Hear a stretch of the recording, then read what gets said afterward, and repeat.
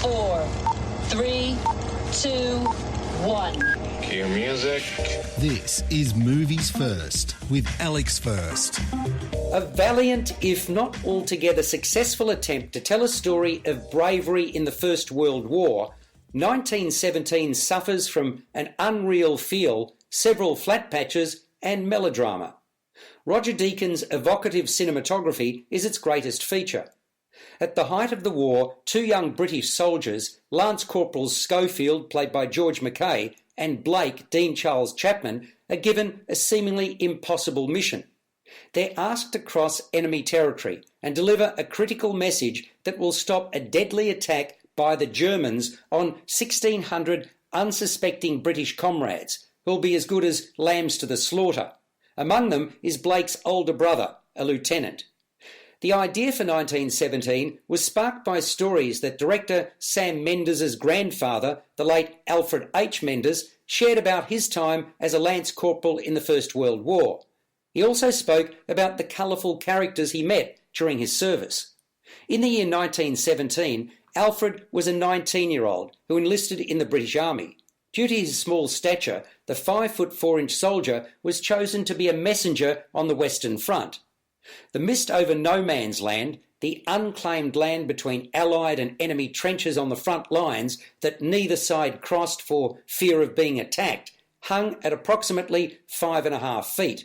So that meant the young sprinter was able to carry messages from post to post without being visible to the enemy. In other words, he literally ran for his life. You're listening to Movies First. For more, like us on Facebook and follow us on Twitter.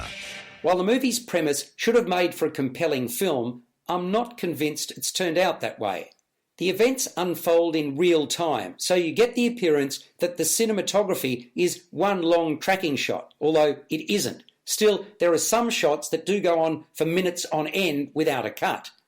Commendably, the script by Mendes and Krysty Wilson-Cairns targets both a bigger picture and a personal story, but it's execution where the film is lacking. While George MacKay tries to build drama and tension, he's hardly all that expressive. And notwithstanding the ordeal that his character Schofield faces, he seems to be wearing a Teflon shield of invincibility rather than being made of flesh and bone. I say that in spite of a few relatively inconsequential war wounds. I desperately wanted to build a greater affinity with him and Blake than I did. Put simply, I didn't care enough, and I really needed to. No welling of tears, not even close. Relatively little happens for the first hour, which feels stretched. There are a series of encounters or obstacles along the way in an endeavour to build a more compelling narrative arc. Some are more far-fetched than others. I also felt there were times the score by Thomas Newman was way over the top.